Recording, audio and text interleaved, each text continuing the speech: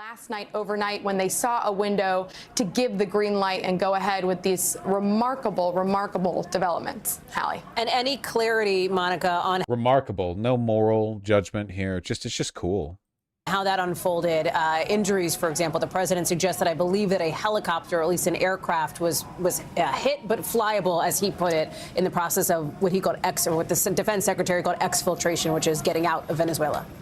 Yeah, we are learning that there were several injuries to U.S. service members here.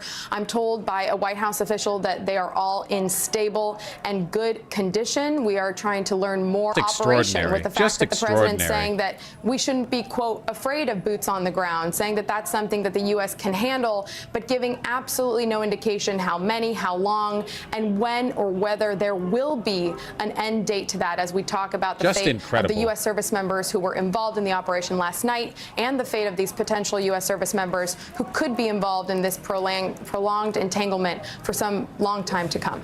Hallie. Monica Alba live for us there just outside the White House. And Mom, before I let you go, I just want to make a note. If our audience can hear some of the audio behind you, and I think we still have Monica, there are typically protests that are at the sort of out front of the White House at the plaza. It's maybe a block from where the White House sits. Are those related today, Monica, to Venezuela? Are you seeing a gathering crowd here in Washington? It certainly sounds like it, Hallie, from what I can make out. And this is a growing crowd. This is Lafayette Park, and right in front of it, right in front of the White House, where the public is at times allowed to gather. Sometimes it's shut down for security purposes. But we have been hearing some chants of things like hands off Venezuela, effectively hearing that growing. I think more people are coming to join that with that kind of a message for the president, who, we can remind everybody, is not currently here in Washington. He is still down in Florida until he is set to return tomorrow evening. Monica Alba, watching it all. Mon, thank you very much. I want to go now to Keir Simmons, back to Keir, because Keir, one of the people Monica mentioned is potentially an important player here, obviously, Maria Corina Machado, the opposition leader of Venezuela, fresh off of her Nobel Peace Prize acceptance in Norway. Unclear where she is now, but she has put some communication out already, right, suggesting that the people of Venezuela will hear more from her about essentially the next steps, a direction, if you will, from her. Tell us more about who she is and what else we know. Well, she's been committed to democracy in Venezuela for a long time. And as you say, she won the Nobel Peace Prize for that ambition. And we've been reporting on these strikes since the early hours of this morning. And it did take some time for her to be to make that statement. But I think that she has been under U.S. protection. And clearly one of the ambitions has been to make sure that she is safe. And that's been an ambition over a sustained period, because there's been a risk to her from the Venezuelan regime, from the Maduro regime, of course. It has been a threat to them. I think the question of whether or not, Hallie, she now becomes well, clearly she is crucial to the future of Venezuela, but what role she plays is a different one, because of what we heard President Trump say about Delcy Rodriguez in that news conference, and the fact that Secretary Rubio had a conversation with Delcy Rodriguez, according to President Trump, in which Rodriguez, and remember, Rodriguez being the former vice president, well, still, I guess, the vice president, maybe now the acting president under Maduro. So Rodriguez appears to be the person, just referencing what President Trump himself seemed to say in that news conference. She seems to be the person that the U.S. is talking to at this stage. But listen, this is... We have to just really remind folks, and it bears saying again and again, that we are just hours from the regime change. The regime change just occurred in Venezuela. Maduro was removed. That's happened just hours ago. We know from our experience of these things, of U.S. intervention in other places, that there is exuberance and celebration initially, but that then the hard work begins in terms of how a country should be run, how to replace a regime. And now what an absurd fucking description of how regime change operations have gone historically. Yeah, that's the play-by-play. That really sums up the effort, huh? At first there's jubilation, but then that's when the hard work begins. That's what happened in, Iraq and Afghanistan. Trump administration, if you like, learn from Iraq, and is it trying to not simply remove the entire government infrastructure from Venezuela, but is it trying to instead bring about change through that infrastructure, persuade those people in the nuts and bolts of Venezuela, if you like, that they should change sides? That is, I think, an interesting question. But many who know Venezuela well will tell you, Hallie, that these are not solid government machines, that they're not the government itself nor the opposition. They are weak, and there are multiple factions and leaders within Venezuela. And without going into the detail, inevitably that sets up the risk that there is a battle for power. And in some countries, what you've seen is civil war. We're not there yet. Again, we are just hours from when this strike happened, and the regime change happened, and we're going to have to see what happens in the days and weeks and even months ahead. But already, Keir, the president has fired at least verbal warning shots to some other leaders in the region. You think of the head of Colombia, for example. There was even a reference to Mexico there as it related to specifically drug trafficking, which has long obviously frustrated the president. It's been a priority of his. If you are sitting in Colombia right now, if you're Petra, how seriously are you taking those warnings when the president suggests that he better essentially watch himself after what happened to Maduro? Oh, I think you're taking it seriously. No question. I mean, that is no like moral acknowledgement, the insanity. Yeah, Colombia is a U.S. ally. They have been cooperative with us. Just take it seriously, Colombia. No, like, holy shit, the president just threatened regime change to both Cuba and Colombia, and to an extent Mexico. I think unquestionably one of the impacts of 2025 under President Trump, and now, of course, 2026, is that capitals, leaders are listening. Secretary Rubio said it, didn't he, in that news conference? Message to the world, to the many around the world who like to play games. He didn't say which countries he was referring to or which leaders he was referring to. But I've said already a number of times, Hallie, on our air through today that, for example, the Iranians in Tehran, they had a close alliance with Maduro and with the Maduro regime in Venezuela, and they are facing the most significant protests in years in Iran. And they've been told by the Trump administration, if you attack those protesters, we will target you. Now, if you're the supreme leader in Iran right now, you are inevitably saying to yourself, well, hold on, the US is prepared to remove the leader of a sovereign state. What does that mean for me? How far is the Trump administration prepared to go? And it's not just Iran, as you mentioned, a number of countries in Latin America. The language here is a full endorsement of the Trump administration's behavior, by the way. What they're essentially saying is Trump is succeeding as a strongman. Fuck international order, fuck the law, fuck the Constitution. None of it matters. What matters is that now it worked. If you're Iran, you're scared. Whether or not it actually worked is irrelevant. They're not waiting to see if it worked, quote unquote, whatever it worked means. They're just deciding it ahead of time. Maybe worrying in a similar way.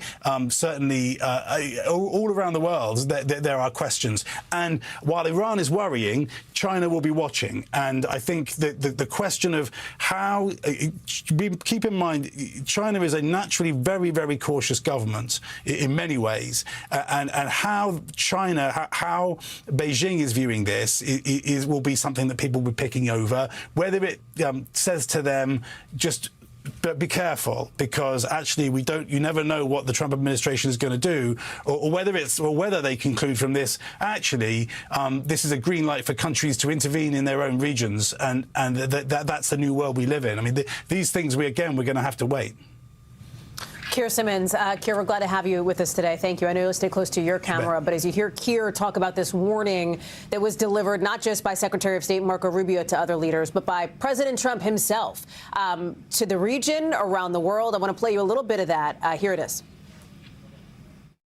All political and military figures in Venezuela should understand what happened to Maduro can happen to them, and it will happen to them if they aren't just, fair, even to their people. the dictator and terrorist Maduro is finally gone in Venezuela. People are free. They're free again. It's been a long time for them, but they're free. I want to bring in now Brian Fonseca, director of the Jack D. Gordon Institute for Public Policy at Florida International University. Brian, thank you so much for being with us and for your patience as we've been in this rolling coverage after these significant developments today. No, thanks so much for having me. Let's talk about this warning from President Trump to other leaders and the reaction inside Venezuela. As you have watched this play out, what are your biggest questions moving forward? I mean, the most important question is what happens next. You heard the president sort of allude to the fact that the United States was going to run Venezuela. I suggest, I think what the president's suggesting there is that the United States is going to exercise incredible influence through its economic sectors as a means of putting pressure on the political, bodies and processes that are going to unfold in Venezuela in the coming, days, weeks, and months. And I think that's what he's suggesting. I think the warning he gave to other leaders is probably targeted particularly at Diaz-Canel in Cuba, Ortega in Nicaragua, as two countries that the United States and certainly Secretary Marco Rubio has his eyes set on affecting some form of change away from dictatorship or autocracies back to democracy, especially in the context of the Western Hemisphere being a priority in American national security thinking. Why are these people saying Washington Trump's vague words? I really, really, really hope that in the future people take a more critical eye to this than they did with the Iraq War, because the mainstream narrative with the Iraq War was still, and with the Vietnam War, was still like, and then for some reason everyone in media just fell in line with the Bush administration. Like for this administration that was not taken tremendously seriously beforehand, that many people in mainstream media were critical of, mocked, whatever else, suddenly, all at once, they all fell in line in time for the invasion of Iraq. And I don't think that's a very credible explanation for what happened. I think that there are systems of legitimization and rationalization that are very powerful in American media. I think that they're expected to do this. I think that it is a mix of like implicit and overt explicit pressures that basically guarantee that whenever you see an overreach like this, they all fall in line just like that. And you see all the sane washing, all the rationalization. They don't need to wait and see if it worked. They'll say that it worked. They will not criticize the president for this. They will not criticize U.S. power. Right now. The other piece of this, too, is the leadership in Venezuela moving forward. That's critical to this. And we've talked about how the president has suggested there will be, obviously, American leadership and involvement. He didn't put a timeline on it. He said until there is some kind of a safe transition. But when pressed about that, suggested he would not support new elections in Venezuela, democratic elections in Venezuela, unless and until the oil infrastructure is rebuilt by the United States. And so I think we're looking at a potentially significant period of time. When you hear about Delcy Rodriguez, when the president... It's insane. It is such a bad acknowledgement that Republicans have been arguing that Trump would never do this for years. Like, they ran on not doing this, on not having more wars, no more foreign wars, no more foreign intervention. Then the president just straight up does it, admits he's doing it for the worst reason, and the news people won't even acknowledge it.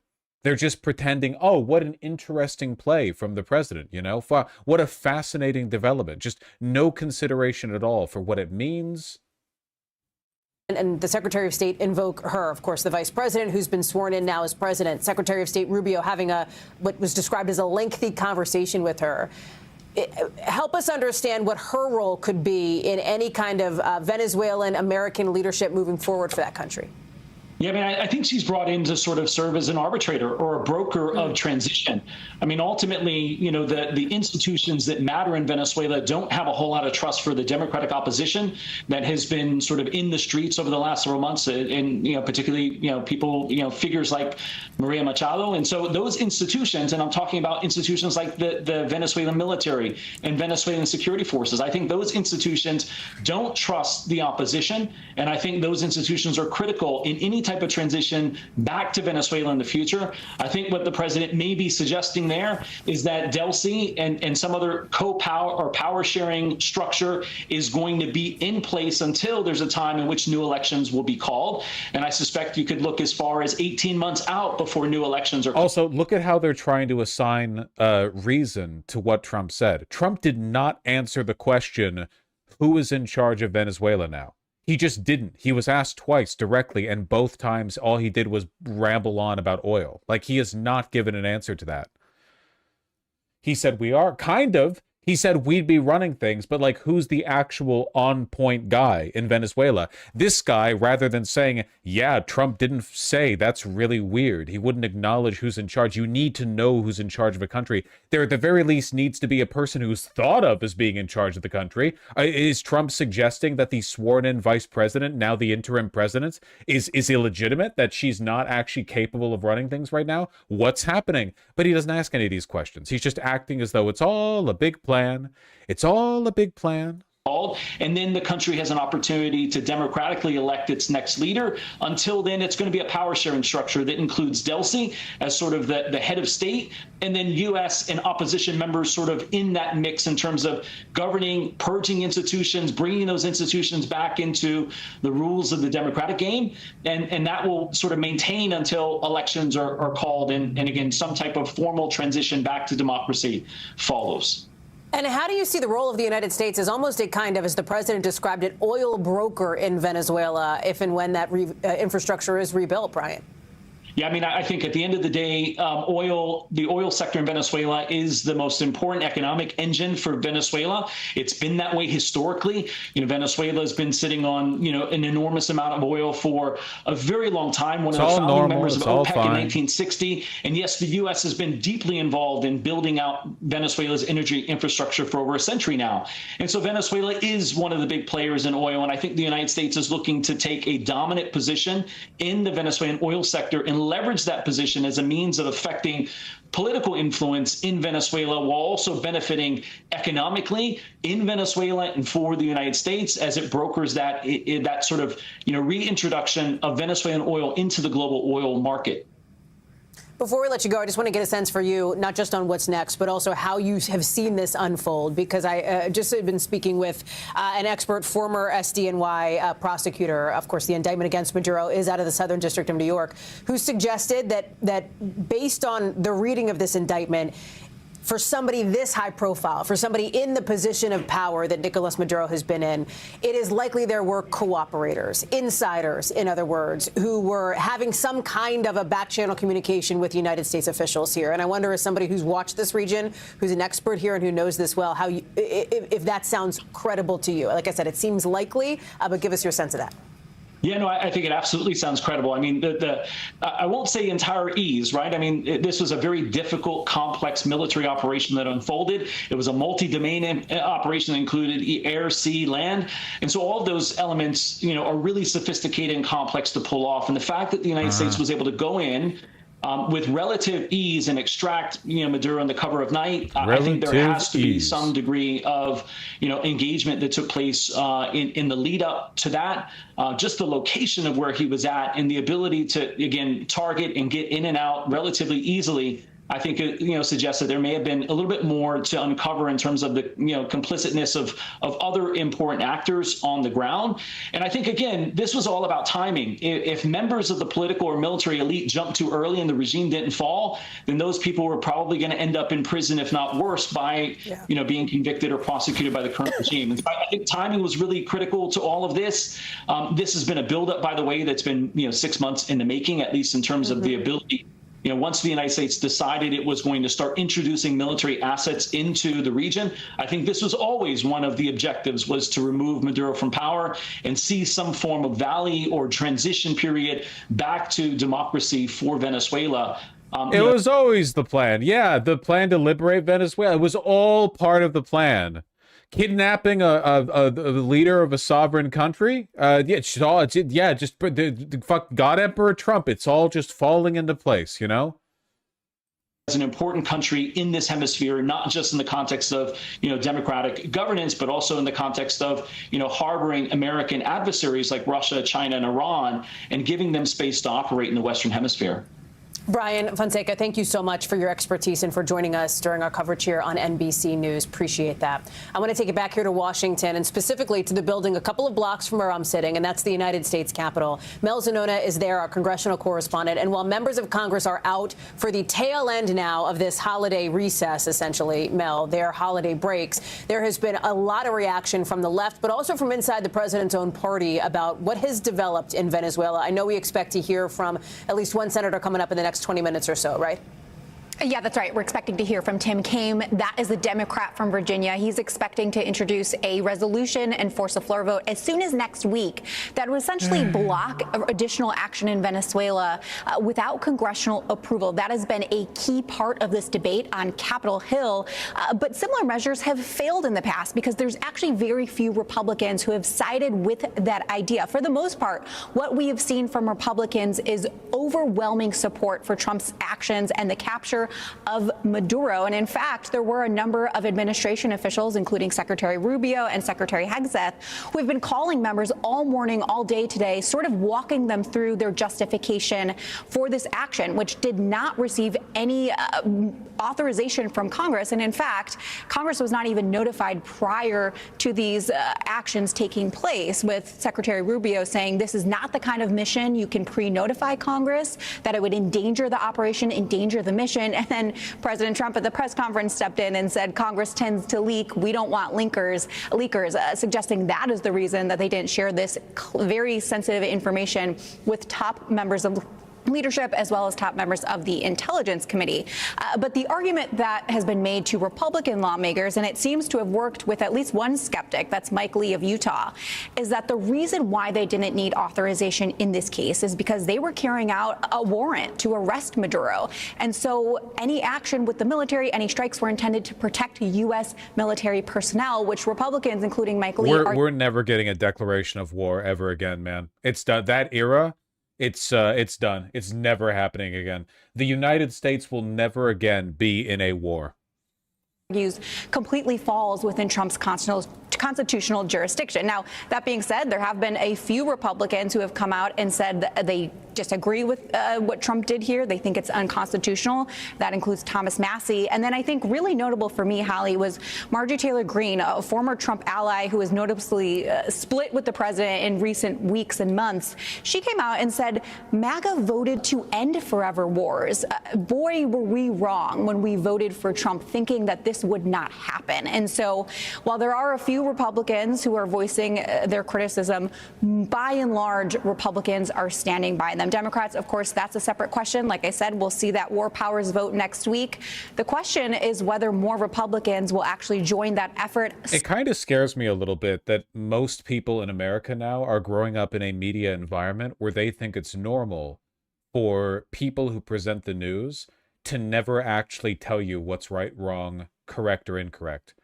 Like, that for all newscasters, their only responsibility is to tell you what the opinions are of all the people involved, and then some analyst will come on and give their take, but their take's usually just like a John Madden football play-by-play. It's not morally weighted. It's basically just like, here's what I think is going to go down next, you know? And that's all news. Except for Fox. Fox is the only, like, the right is the only side that gets to have explicit partisan declarations, but anything center or left, there's no actual news. No one believes in news. So far, though, Hallie, it does not look like that's the case. Mel Zanona live for us on Capitol Hill. Mel, thank you. And I want to share some breaking news just into our newsroom from our colleagues, Jonathan Dienst and Tom Winter here, that multiple officials briefed on the matter say that Nicolas Maduro is, as we speak, and we knew this, en route back from the Caribbean to the United States. He is scheduled to travel to a New York area airport and then be helicoptered to a location in New York City. These officials say he will be processed and then ultimately transported to a jail facility. So as we speak, according to multiple officials talking with NBC News, Nicolas Maduro is on his way to the United States, where he will be booked and then put behind bars, set to face a sweeping indictment, a series of of charges from the Southern District of New York related to alleged narco-terrorism and drug trafficking. I want to bring in now our senior national security correspondent, Courtney Kuby. And these developments are moving forward, Courtney, presumably as expected on the part of the Trump administration. And as we heard from officials inside the Trump administration, too, a mission that was not without risk, that was not without peril. And I know you have some new reporting on that front, too. Yeah, that's right. So one thing that we didn't get an answer to in that extensive press conference from the president, and then the quite a bit of military detail from the chairman of the Joint Chiefs, General Dan Kane, was whether there were any Americans injured. We are now learning that, in fact.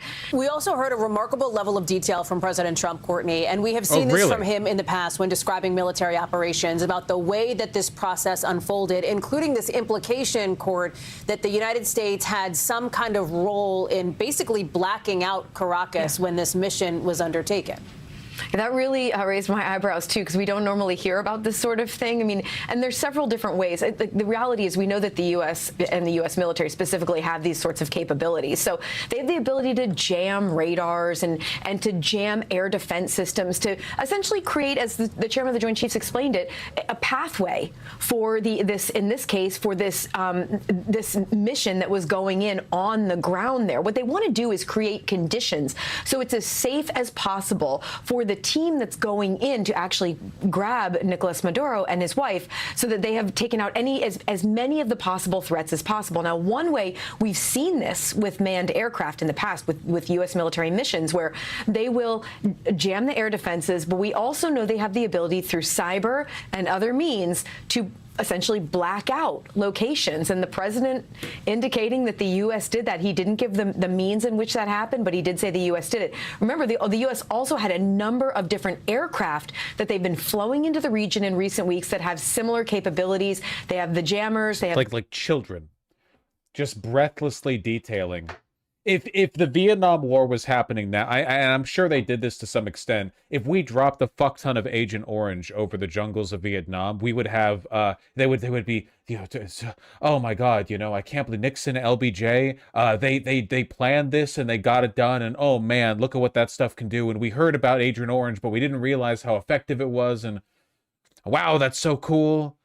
Fucking freaks, fucking deranged piece of shit, whole demon class of people. It's incredible. Oh my God. Marx was right.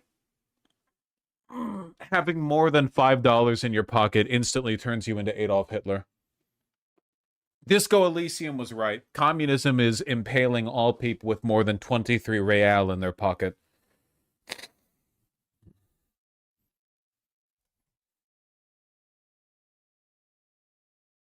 He did say that. He did. Man, this is so fucking exhausting. The F-35s and the ability again to create a jam, electronic warfare capabilities. So any one of those, or frankly all of those, could have been used in this case. The other piece of this, too, Courtney, is the potential of, as you have talked about here and as we've talked about in our coverage, of boots on the ground, U.S. boots on the ground in Venezuela. The president, we know this from having covered the president for a long time, never likes to rule anything in or out. You'll very rarely hear him take something off the table. He did not, in this case, take that off the table, but he went a step further and he said something along the lines of, people are afraid of the phrase, afraid of putting boots on the ground. He said, I don't think we need to be afraid of that, essentially. Help us understand what that might actually look like. Obviously, there is already an American military presence that is in the Caribbean. We know that that's been ramped up over the course of the last 5 or 6 months. These troops would be there to, secure oil that the United States would then have a hand in? So remember, he didn't just talk about boots on the ground, but he said that he didn't rule out, and he even threatened the possibility of a second wave or additional strikes by the U.S. military. He even said that if, in fact, the U.S. were to carry those out, they would be bigger, larger strikes and potentially more targets. I mean, that really, it begs the question of what additional targets the U.S. would need to go after if, in fact, this... Have you and your expertise, as I know you're continuing to make phone calls, as you have been doing now for the better part of almost coming up, I think, 12 hours. Court, thank you very much. I appreciate that. Let me go now to George Solis, who is live for us in South Florida. And George, I think we have you. I know it's a little bit loud where you are. We have spoken with Jesse Kirsch. We've spoken with you. I know that you're in the thick of it there as you have Venezuelans gathering now, many of them celebrating the removal of Nicolas Maduro. Yeah, exactly right, Hallie. We're in Doral, Florida, affectionately known as Venezuela. This right here, the gathering center. We're all acknowledging that, like, every decision they are making in coverage here defends the president. This is even worse than Fox News, because Fox News is at least openly partisan, right? You look at Fox News and you know what their side is, but here they're framing all of it neutrally, not covering any of the negativity, any of the criticism, framing everything he's done as sane, rational, part of a larger plan. Like, outside Arepaso, crowds have been coming and going. This party showing no signs of slowing down. Every so often, the music will pick up. You'll hear. I think that Fox News being openly demonic is less evil than what this is. And by the way, I'm pretty sure this is the same fucking gas station. People in support, the flags of Venezuela flying here across the crowd. Moments ago, the crowd. Yep, it is. It's the same gas station. American Venezuelans are so excited by this illegal kidnapping. We have one fucking Floridian gas station protest. That's it. That's what we have. Great. Are we covering the protesters in D.C. saying, like, hands off Venezuela? Nah, why would we do that? Why the fuck would we do that? The government is over. The government has fallen. That's, again, just a number of chants that we have been hearing about freedom, liberty. I have been to this area numerous times while we've been covering the story of Venezuela, Hallie, and so many people in this community say we have not felt comfortable to step out to speak. Many of them not wanting to show their faces out of fear of concern for their families in Venezuela. Today, a much different story, as so many have gathered here in this community ready to share their excitement. They've told me they have spoken to their family members in Caracas. Some of them saying right now, some of those family members are still getting word of what happened. Some of them saying they are still celebrating privately in their home. Many of them hoping to be able to get to gatherings. They're all so fucking evil, man. I don't mean the Venezuelan protesters, though I'm sure a lot of them are. I mean, just the media class. I hate them so fucking much. A free, liberated America will see the complete dispossession of these people from power. They will have nothing, all right? We will find the worst remaining Section 8 house. We will bulldoze all Section 8 housing, upgrade their residents to Section 9, keep one building, all right? And that's where we will shove every complicit motherfucker in the media class, okay? We will cram them in there like sardines and make a fucking reality TV show out of their suffering, so that at the very least, they can finally, at last, produce some good television. Gonna have them, they're gonna be packed in a fucking content house, okay? You can have this retard and the bitch we were looking at earlier and fucking Wolf and everyone. They're all going to be fighting over the leftovers in the fridge. Streets like this, but that it's just not the time for them. Many of them reacting, of course, to what they say is a regime that has been oppressive. Many of them waiting decades for a change, for freedom in Venezuela. And again, the party here not showing any signs of slowing down. This crowd has only been growing hour by hour. Some of them getting here as early as 3, 4 o'clock this morning as word started to trickle down here. And I've been checking around other businesses in this community. There are just small gatherings and celebrations as far as you can imagine. Again, Doral here, one of the largest populations of Venezuelans in the U.S. And of course, they are making their mark and their voices heard here today, Hallie. Again, you can see more of the flags here in the distance.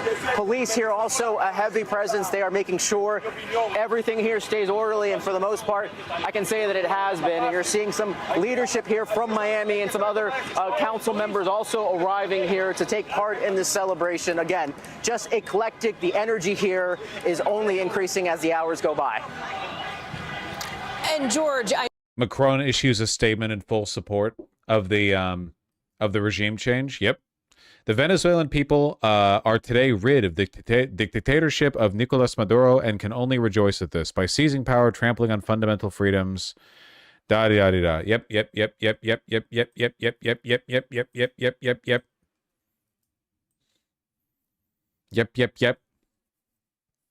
Ken Martin, the DNC chair, actually with a decent statement. My full statement on Trump's unconstitutional military operations in Venezuela. Trump promised peace, but he has delivered war. Escalated conflict in Venezuela. Unconstitutional illegal strikes. Said the quiet part out loud. This is about regime change. Yeah, okay. Yeah, this actually seems like a, you know, given the state of the media landscape right now, it's actually pretty fine. It's actually pretty fine. I know that you had a chance to talk with some of these folks. You've relayed some of those conversations. When you talk about having been in this location previously, and obviously we've been covering the escalating tensions in Venezuela for months now, give us a sense of how different this moment feels than the others you've been there for. Don't lower your standards. It's a fine statement. I'm not saying I like Ken Martin. I don't, but it's a fine statement. Yes, I'm just going to step a little bit closer to get away from some of the noise, but the energy is completely different, Hallie. I mean, I got to tell you, we have talked to mothers, to fathers here, asking them to give us a sense of what they were thinking as they saw some of those boat strikes. Some of them saying, we've seen some of these playbooks, we've seen some of this play out before, but truthfully, we don't know if we can trust that this is really going to lead to a regime change. They were waiting, holding their breath, a lot of cautious optimism, a lot of them excited when the opposition leader was in Oslo receiving her Nobel Peace Prize. Many saying they wanted Corina Machado to be back in Venezuela. They were hoping that this was all just sort of setting the stage, if you will, for something much larger. And again, now that I'm talking to some of these same people and hearing from some of these voices, many of them not afraid to show their faces, many of them eager to restore their businesses and open their doors and just welcome a change in regime, a change in leadership, many excited for what's next. Some of them telling me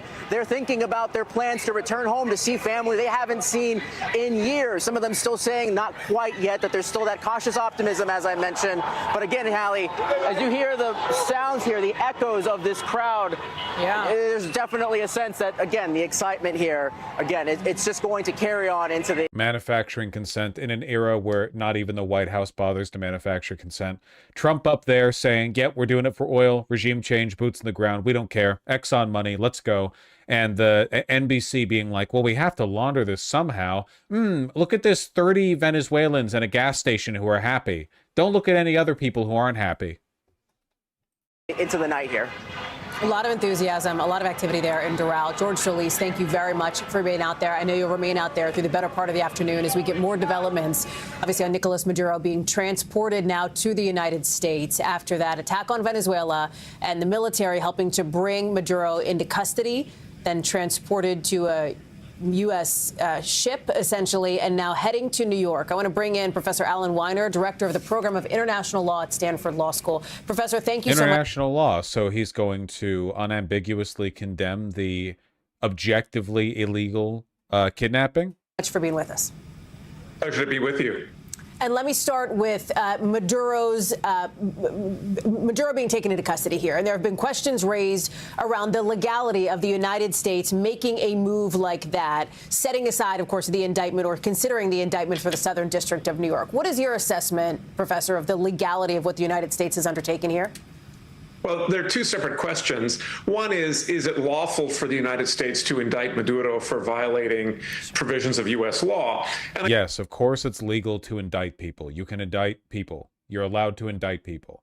Now, what you can do with that indictment is a separate question. I think that's not controversial. Right. The bigger question is, are we allowed to basically invade other countries in order to capture people who have been indicted under U.S. law? And I think the no. answer to that is quite clearly no. Oh, thank God. Oh my God. It's real. Okay. I'm sorry. I'm in crazy land. You know, my assumption was this guy was going to sit here and be like, no, the Constitution clearly says that you can actually just kidnap people from foreign nations at will. Okay. This is unquestionably a use of force, and the UN Charter, to which the United States, of course, is a party. In fact, the United States was the leading architect of the United Nations Charter, prohibits states from using force in their international relations against one another, except in self-defense. And there's, I think, no plausible claim here that the United States had a self-defense justification for invading Venezuela. And I want to put a fine point on that. What has happened is not extradition, Professor, right?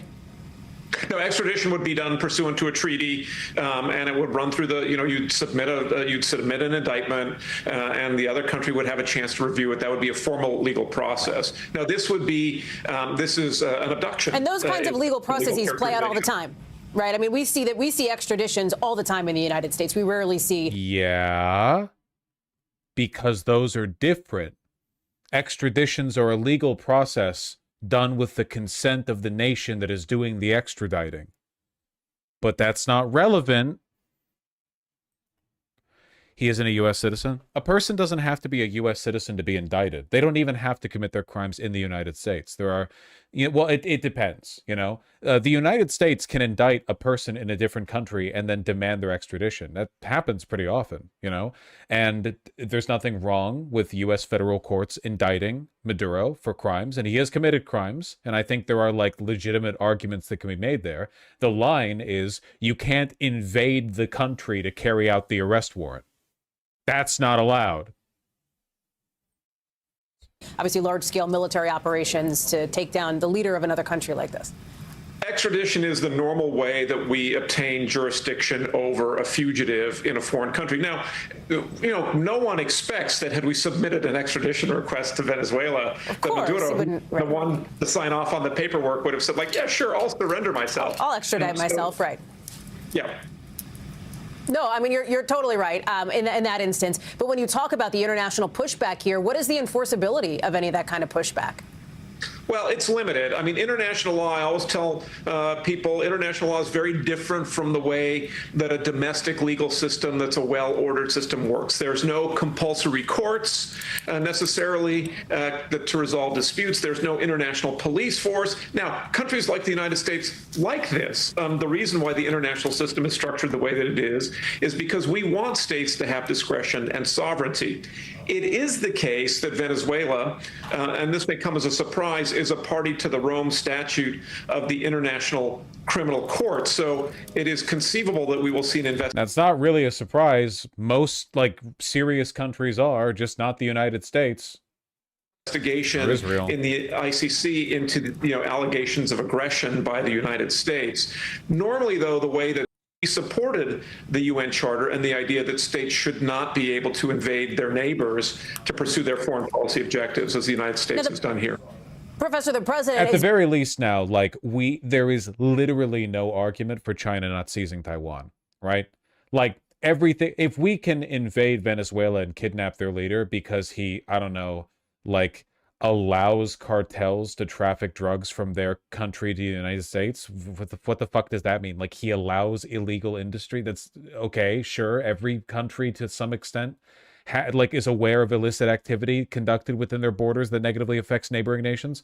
China has a way better argument to Taiwan than we did to what we just did, right? From China's perspective, they just have to say Taiwan is their government is the remnant of the opposition faction from the Civil War. They took a bunch of wealth with them to Taiwan. The Civil War never formally ended, so we're finishing it. That's a much cleaner and more legitimate argument than anything that we're pulling off here. We're just openly saying it's for the fucking oil. We're not even pretending to make an argument,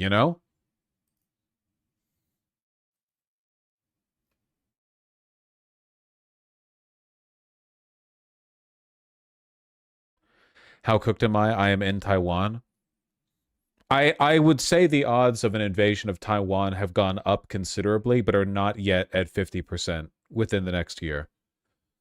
I would say we're looking at 20%. That's my ballpark, 20% chance of an invasion within the next, couple years, I guess. Not necessarily 1 year. But if they're going to do it, they're going to do it under Trump. You well know, has justified this action, and we heard this from his top cabinet officials as well, by saying that this was a necessary measure in order to protect United States national security. They have made this an argument about the protection of assets and interests here at home domestically. Does that argument hold up in an international court of law? I don't think it's an argument because it's a claim because there's no evidence to support it. I mean, I spent some time this morning looking at the indictment that has been released against Maduro. Of course, what was the justification for the attacks against the drug boats, which were the precursor to this? Oh, my God, the fentanyl crisis causing many deaths in the United States. The fentanyl crisis is a serious one. If you review the indictment that's been issued, the word fentanyl does not appear once in the indictment. Couldn't a federal judge rule, excuse me, he was illegally arrested and order him released and sent back to Venezuela? It wouldn't be quite that simple. I do think that there are procedural elements to this that Maduro could challenge in a fair, like, federal, like in court, you know? But I don't know how relevant the details of his kidnapping would be to this case. Like, I don't know how much it would bear on the actual charges in the indictment. Sometimes procedural grounds would be enough to throw a case. But I really have no idea. We're in completely fucking unprecedented territory, man. The closest we have is the president of Panama. I don't know enough about, or the junta leader of Panama. I don't know enough about that to really make any direct comparisons. That's been issued against Maduro.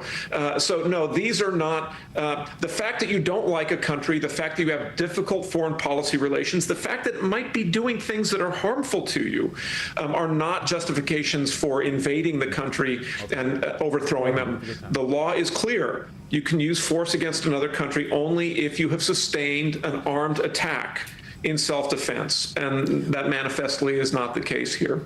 And what about the issue of Venezuela's sovereign oil? In other words, another nation like the United States, and the president has suggested that the U.S. would go in, would rebuild oil infrastructure, would then, it sounds like, almost become a broker for Venezuelan oil. He was asked about, for example, obviously China is a huge buyer of the majority of Venezuelan oil, how that process would unfold.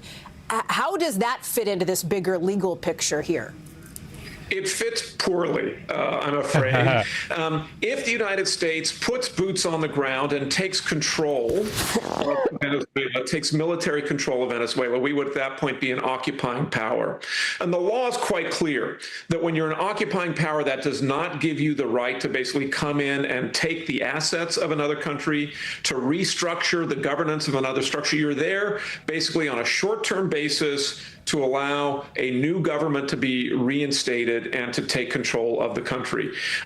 You know, the idea of taking control of this oil probably runs afoul of an old-standing prohibition in the law of armed conflict that makes it unlawful to engage in pillage.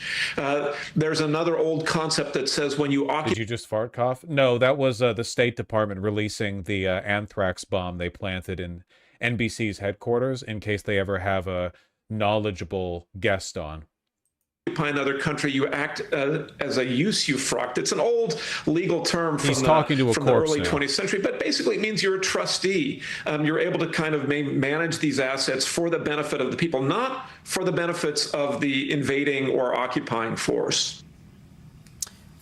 Professor, thank you so much for being with us and for bringing us your legal expertise at this critical moment, obviously, in American foreign policy. Appreciate your time. On that note, I want to bring in, of course, our senior legal correspondent, Laura Jarrett. And Laura, I think there's an important distinction that we want to make here. And my conversations that I've had today with folks who are periphery to the legal piece of this, the SDNY indictment, so that's that sweeping indictment that you have been talking about on the air.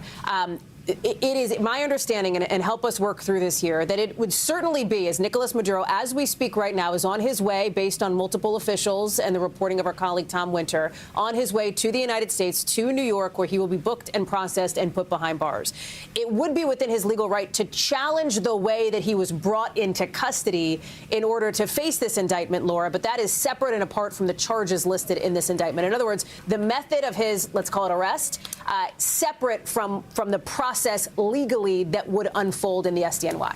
And I think that's a really helpful distinction to make, Hallie, because especially at the press conference, all of the focus on oil and the interest that the United States might have in the Maduro regime, so to speak, is entirely separate from the substance of what line prosecutors in the Southern District of New York. Wow, that's interesting. It's almost like the charges are a sham that are being used to legally facilitate regime change. That's, how interesting.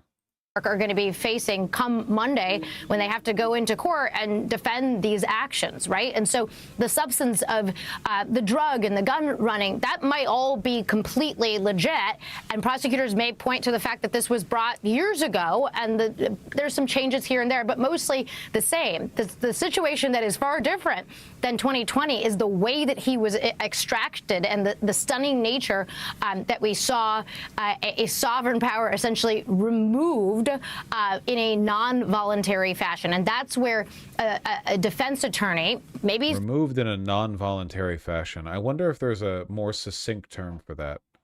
What's the term for that? Taking a person illegally, extrajudicially,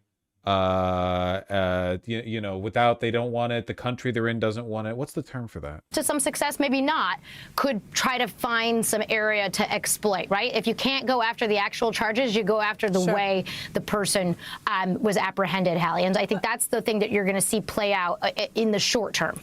So play that out, because in the short term, could that not ultimately mean that at some point in the relatively near-ish future, you would have a sitting federal judge needing to make a determination on whether this massive military action taken to remove Maduro from Venezuela was legal or not? Yes, and that's sort of where this could be headed, Hallie, especially if he manages to have an effective defense attorney who mounts that type of argument and finds a judge that finds this problematic in some way, which, again, you can imagine the sort of response that that's going to receive from this Justice Department and this president. Already, we've seen so many different sort of conflicts, if you will, over executive power and the way that this president has wielded a very expansive view. And we've seen clashes with any number of different federal judges, particularly on issues of immigration, where this comes up again. This is obviously different, and we don't really have a good example of past precedent in history where a similar type of circumstance has played out. We've talked about Noriega a lot this morning, but that was different. And I think this is presenting a really unprecedented opportunity for the courts to weigh in on something that would normally be within Congress's power, or at least arguably the president would say in his power, but not something that a federal court would. I don't want to listen. I don't want to listen anymore.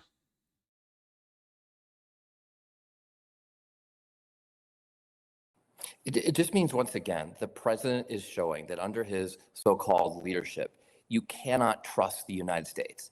You know, when I was on the ground in Iraq, our Marine General Mattis, had a saying for the Marine Division. Our motto was "No better friend, no worst enemy."